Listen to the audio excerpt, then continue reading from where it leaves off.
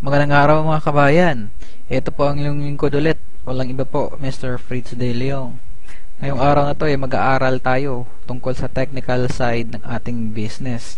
Siyempre, pag may mga katanungan yung mga kabayan natin, mas maganda po yung masasagot natin sila. Kaya, sana po marami kayong matutunan. Okay, unang gawin po natin is magsisave po tayo ng gateway natin. Ifo-phone book po natin yan. Kung kayo po ay Sun user, ito po ang mga gateways nyo, yung mga number na po yan. Isisave nyo po. Ipapangalan nyo sa phone book is gateway. Kuha lang po kayo ng isang number dyan. Same po dito sa smart. Kung kayo po ay smart user or talk and text user or red mobile user. Kuha po kayo ng isang number dito at i-phone book nyo po. Pangalanan nyo pong gateway. Same po sa Globe tsaka touch mobile. Kuha po kayo ng isang number dyan. I-phone book nyo, pangalanan yung gateway. Unang prosesong pag-aaralan natin is paano po mag-load. Ito po yung pangkaraniwang unang tanong ng ating mga bagong business partners. Okay? Ganito na po ang gagawin natin. Meron po tayong commands. Ito pong commands na to ay yung LX load command. Alright? Gagawa po tayo ng message. Alright? Tatay po natin tong message sa ating cellphone. LX space load space Technopreneur ID. Ito po yung ID number nyo. Space password or PIK, personal identification key, space product code, space customer's cell phone number. Ito po yung example. LX space load space ID number space password space yung product code na ipapaload po and space cellphone number ng customer. Alright, dito po makukuha yung product code sa price list po natin. Depende po sa product na bibilhin. Ganito po yung common human error. Nalalagyan po ng space dito. May extra space po dyan. Alright. Pag load nyo po sa customer, hindi po yun siya maloload kasi merong sobrang space. Kaya make sure walang sobrang space in between or dito sa uli na hindi po natin minsan nakikita. Yun lang po pinaka-importante doon. Pag tama po yung commands natin, okay, make sure isasend natin yung command na yan sa gateway po. Alright? Pag send nyo dun sa gateway, pag tama yung commands, automatic maglo-load agad yun, walang delay. Alright, isa po yung technique na gagawin natin para hindi kayo mahirapan mag-load since commands po yung gagawin natin is gumawa po kayo ng template or outbox or draft. Right? Save nyo po tong LX space load space ID number space password or PIK. Hanggang dyan lang po. Okay? Para kung may magpa-load po sa inyo, i-insert nyo na lang po tong command na to, insert template hanggang dito po sa password para lalagyan na lang ng product code at saka cellphone number ng customer. Hindi na po kailangan mag-type ng paisa-isa. Okay, i-explain ko po sa inyo kung how the mobile system works. Right. Ito po yung cellphone natin. Ito po yung telco highway. Ito po yung customer or kayo po kung loloadan nyo yung sarili nyo. Ito po yung telco o dito po tayo kumukuha ng product. Let's say ito po yung Smart, Globe, or Sun. Tapos, dito na po yung gateway natin. Alright? Okay, ganito po yun. Kung may magpapaload po sa atin, again, gumagawa po tayo ng command. LX space load, space ID number, password, product code, and customer's cell phone number. Okay? Yan po yung ID number and password. Yan po yung product code. Example, S30X is yan po yung Smart 30 pesos economy load. And customer's cell phone number. Alright, ito po yung gateway. Isa po sa mga gateway ng Smart. Sisend natin yan ngayon. Okay? Dadaan yan sa gateway natin. Okay? I-confirm nyo po kung tama yung ID number, tama yung password, and sufficient po yung balance nyo, yung load wallet nyo. Pag kumpleto po yun lahat, kukuha na ngayon siya ng produkto sa telco, sa smart po, since smart po yung pinapaloadan natin. And then, pag confirm po ng telco, loadan niya ngayon yung customer mo. Alright? Loaded. And then, si telco magko-confirm sa gateway natin na si customer is na-loadan na. Okay? And then, yung gateway natin is magko-confirm po sa atin. Ito po, one new message from LoadExtreme.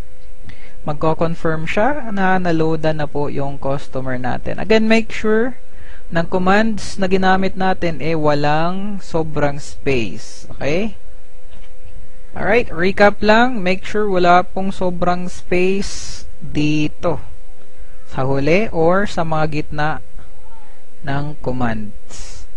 Hindi po natin namamalayan kasi pag sobrang space, pag nagsobra yun, hindi talaga maglo-load yung system natin. Ito po yung usually na nangyayari kapag may delay sa pag-load. Di ba po unang-unes magsasend tayo sa gateway papunta dito. Pag na-confirm ni gateway na tama yung information, right?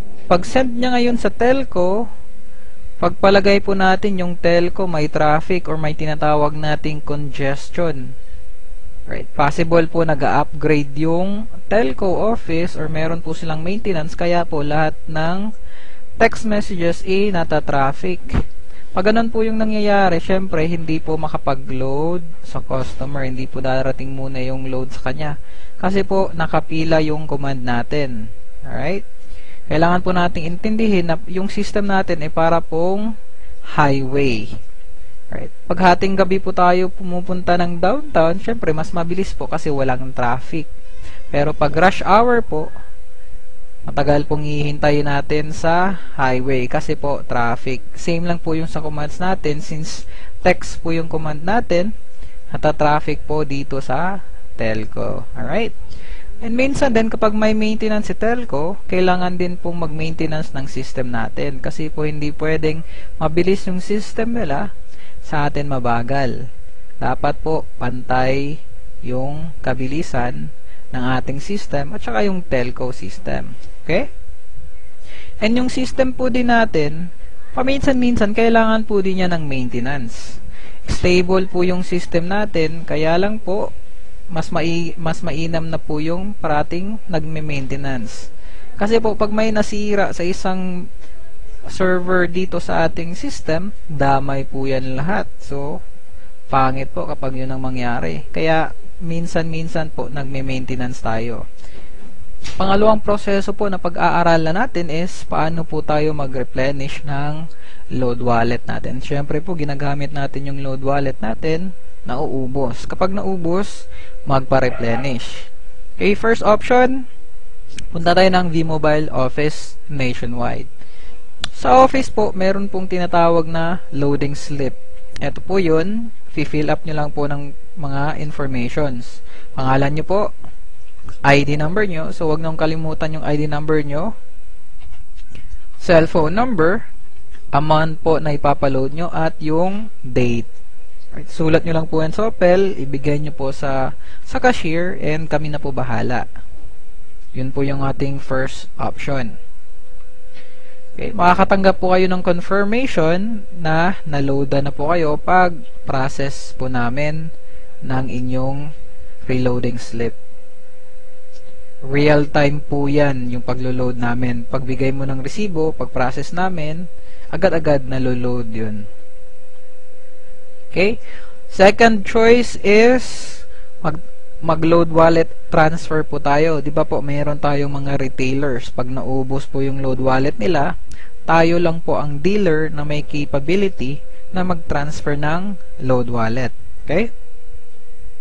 Ito po yung commands na gagawin natin.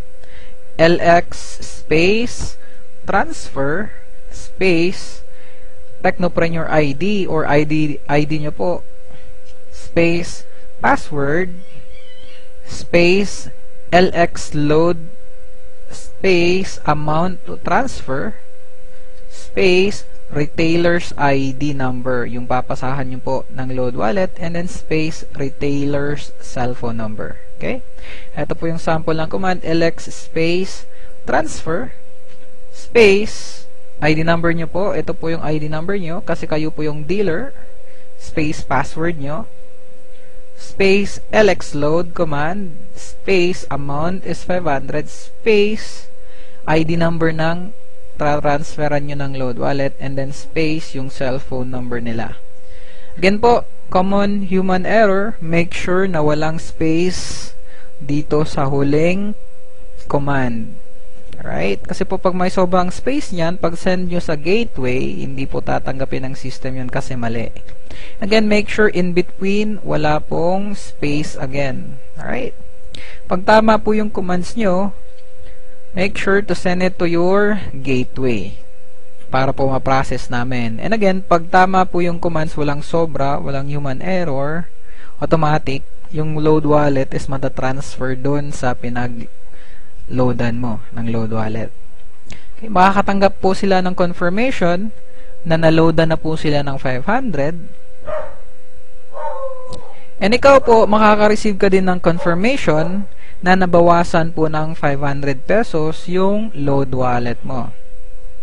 Update lang po, kapag less than 500 pesos na load wallet yung transaction nyo, may bawas kang piso na load wallet. Pagpalagay natin, meron kang 1,000 na load wallet, tapos nagpa-load wallet transfer yung Tecno user mo ng 300 pesos, yun po yung minimum 300 pesos.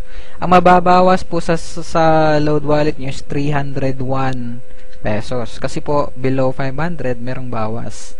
Pero, above 500 pesos po, wala na pong bawas yon. Third option, online conversion. Alright, for dealers lang po to. Punta po kayo dito sa link http://mylx.biz. Ay, ito po yung website natin, yung website po natin sa marketing. Login lang po kayo using your ID number and password. Again po, for dealers lang po to. Click nyo po yung login. Ito po yung makikita nyong website. Okay. Click nyo po yung convert earnings. Pag-click nyo dyan, okay, pagpalagay natin, ito na po yung income nyo, 26,000, and meron na po kayong 6,500 na na-withdraw. Right, meron kayong 20,000 pesos remaining. Okay. Pagpalagay natin, i-convert natin yan ngayong 20,000 para maging load wallet. So, lagay nyo lang yung password nyo dito, and then, lagay nyo yung 20,000, and then click submit. Ganito po yung proseso niyan. Make sure na na-convert nyo po yung earnings nyo before 7 p.m. Friday. Okay? Before 7 p.m. Friday. Para po, pagka Wednesday next week, mako-convert na po tong load wallet nyo. Darating na po yan. Pagpalagay po natin na late kayo sa pag-convert. Pagpalagay natin, alas 9 na ng gabi ng Biyernes. So basically, darating yung load wallet nyo next Wednesday pa po sa makalawang Miyerkules. Alright, just make sure and please remember, always convert your earnings before 7 p.m. Friday para po may load wallet na kayo pagka Wednesday ng hapon. And ito po yung last option natin for fourth option, bank account deposit. Okay, meron po tayong mga bank account ng V-Mobile sa mga accredited banks. Ito pong First Union Bank of the Philippines. Ito po yung account number. Sa BDO po, ito po yung account number. BPI, ito po yung account number. And then Metrobank, ito po yung account number. Pagpalagay po natin, walang malayo po tayo sa V-Mobile office and wala pong mga dealers na pwedeng mag-transfer ng load wallet and wala pa po tayong income sa marketing natin. So, pwede po tayo mag-deposit sa bangko. Okay? Hindi po yung gagawin natin. First option is Union Bank. Okay? Make sure, kapag Union Bank po yung ni-deposit nyo, make sure to get the bills payment slip. Right? Ito po yung mukha ng bills payment slip. Okay, make sure to get this one. Okay, lagay nyo po sa information company or institution na pagdedeposituhan nyo or babayaran nyo is V-Mobile Technologies. name nyo po, and then account number or reference number is your vMobile ID. Okay? Dito po magre-reflect yung ID number nyo. Okay? Fill in the cash details po dito sa baba. And then, ito po yung pinaka-the best sa Union Bank. You do not have to send LX reload notification sa system. Kasi po, naka-reflect na po yung pangalan nyo dito and yung ID number nyo. Once po ma-receive namin tong resibong to sa office, malalaman namin na ikaw po yung nag-deposit ng pera. So, hindi nyo na po kailangan mag-text. Again, make sure it's bills payment slip para po mag-reflect yung information nyo. Okay, load wallet will be credited the same day. Ganito po yan. Sa bangko po, merong 3 hours processing period. Kapag umaga nyo po diniposit yung pera, probably afternoon, meron na po kayong load wallet. Pag around 2 or 3 p.m., expect na magka-load wallet kayo, kinabukasan na po ng umaga. Alright? Again, merong 3 hours processing period. Second option is sa BDO po. Ito po yung Banco de Oro. Alright? Make sure to get the cash deposit slip. Okay? Kanina, bills payment. Ito naman, cash deposit slip. Okay? Ganito po yung itsura ng cash deposit slip. Alright? Mananotice nyo po, wala pong pangalan nyo yung cash deposit slip. Hindi po nagre-reflect yung pangalan nyo tsaka yung ID number nyo. Nakalagay lang po dyan is yung account number ng vMobile and pangalan ng vMobile. Alright? Ito po yung account number ng vMobile sa BDO. Okay? Pag nag-deposit po kayo sa BDO, nag-cash deposit slip deposit kayo, wala po yan siyang inter-branch deposit charge. Wala pong charge yan. Okay? Remember that. And again, merong 3 hours processing period. Pag umaga, usually hapon, pag hapon, expect the next day. And then, there's no business operation on weekends. Alright? Pagbigay nyo po sa teller nitong cash deposit slip na to, bibigyan po kayo ulit ng resibo after nyo po pag-process. Okay? Ito na po yung matatanggap nyong resibo. Okay? Kailangan nyo po mag-send ng LX reload command. Kasi again po, hindi po dyan naka-reflect yung pangalan nyo and ID number nyo. Kaya kailangan nyo mag-text para malaman po namin na tong 500 na to galing po sa inyo. Okay? Ganito pong gawin natin. Magte-text po kayo, LX space reload space Techno user or Technopreneur ID / PIK or password / amount deposited. Okay? Ito po yung amount deposited, 500 pesos.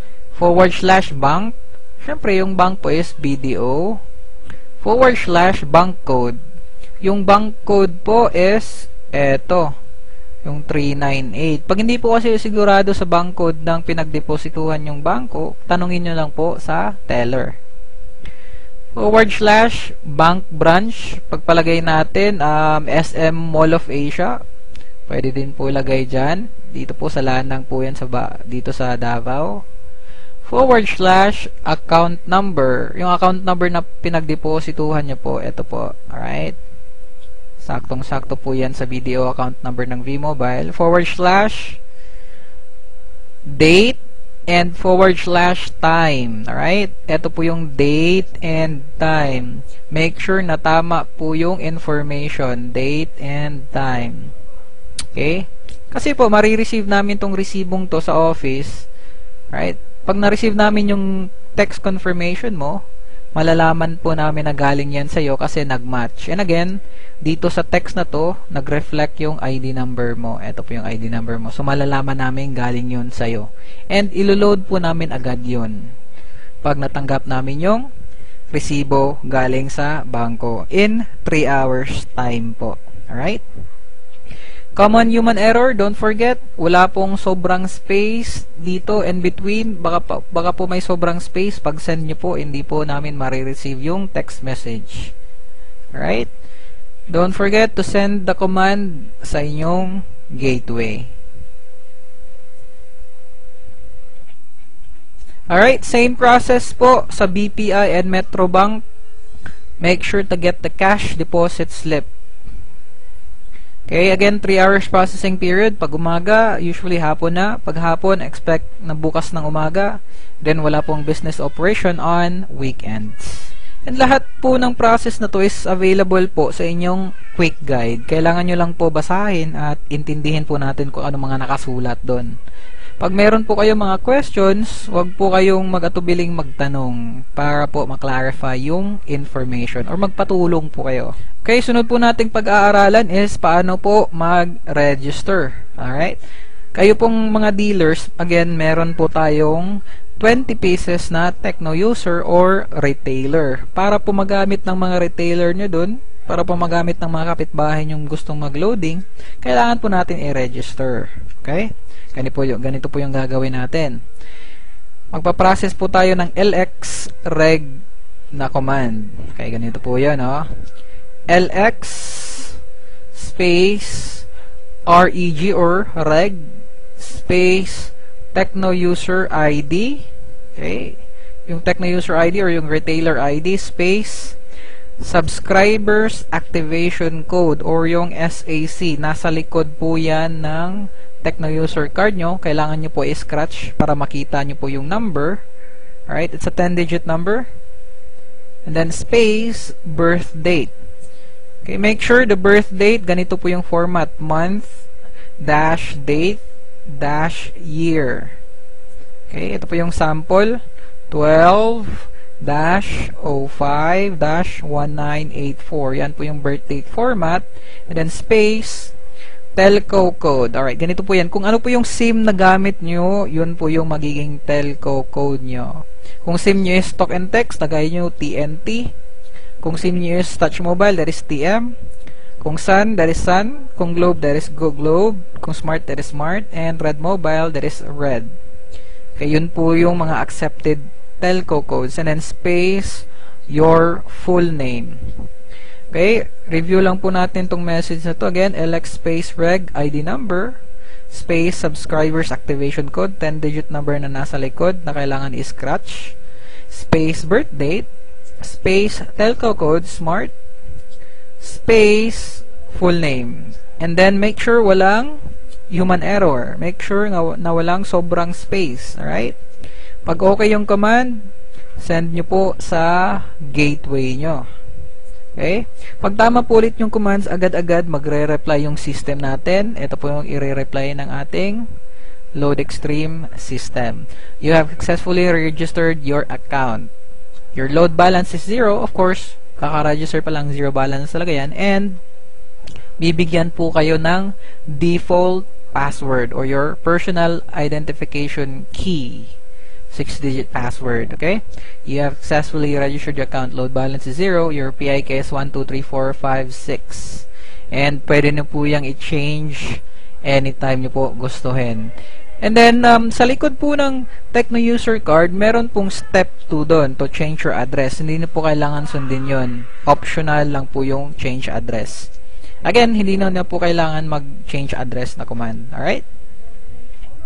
And again po, all information is available in your quick guide. Basahin lang po natin yan and intindihin natin. Matutulungan po tayo ng quick guide na yan. Kaya ito po yung LoadExtreme system behavior. Meron tayong tinatawag na 3 error trapping rule or 3 wrong PIK entry. Pag nagkamali po kayo ng lagay ng password nyo or gamit ng password nyo 3 times, automatic po malalock yung account nyo. Kailangan nyo po tumawag or mag-request sa ating system online para po ma-unlock yung ating account. Alright? Okay, telco warning notification and 30 minutes stale request feature. Ganito po yan. Okay, telco warning notification, pag hindi po talaga na-loadan or hindi po talaga na-loadan yung customer natin because of telco congestion or baka merong maintenance yung telco, kahit magre-reply po sa inyo yung system na hindi po talaga na-loadan. And that system will reply to you in 30 minutes. Okay? May iba po nagsasabi, ngayon na niloadan tapos kinabukasan na po dumating, hindi po Hindi po totoo yun. Alright? Meron tayong 30 minutes stale request feature. After 30 minutes, pag hindi na-loadan yung customer, automatic magre-reply sa iyo yung system. Due to telco congestion or due to system unavailability, hindi po ma-loadan. After 30 minutes, you will receive a confirmation. Alright? Sasabihin na hindi talaga na-loadan and your load balance will be restored. Okay? Yung magkano man load balance yung kanina. May tinatawag tayong 5 minutes trapping rule. Okay, ganito po yun.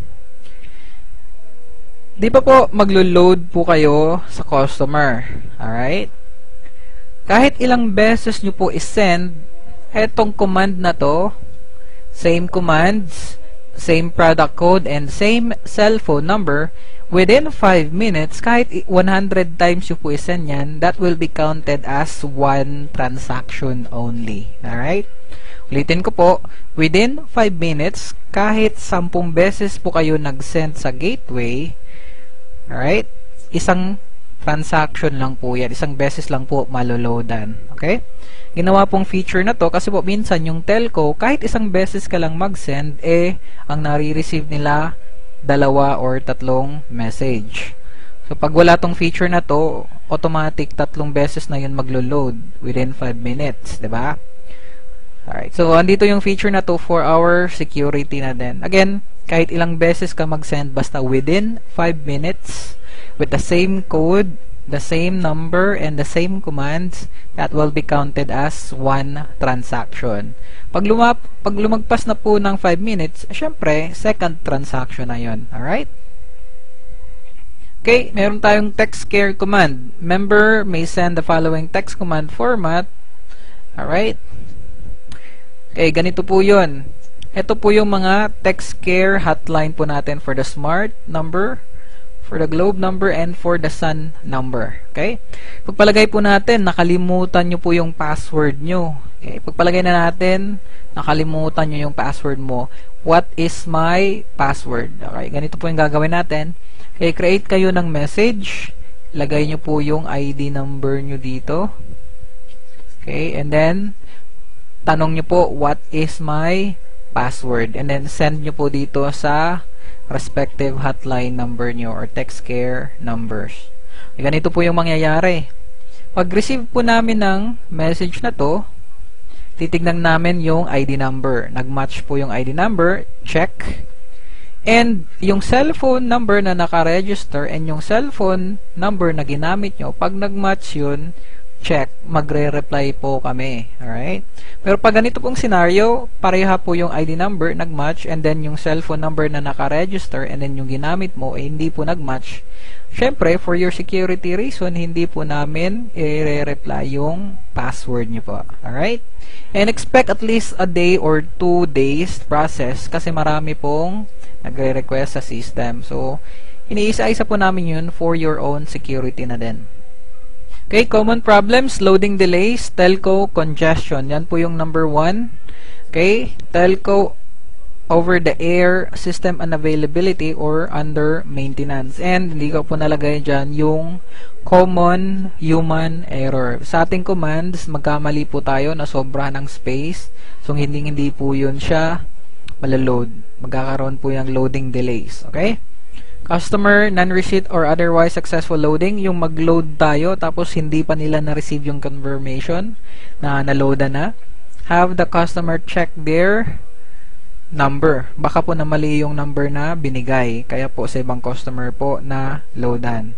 Okay? Or have your customer check their balance. Baka na-loadan na, hindi lang dumating yung confirmation pero may balance na po. Right?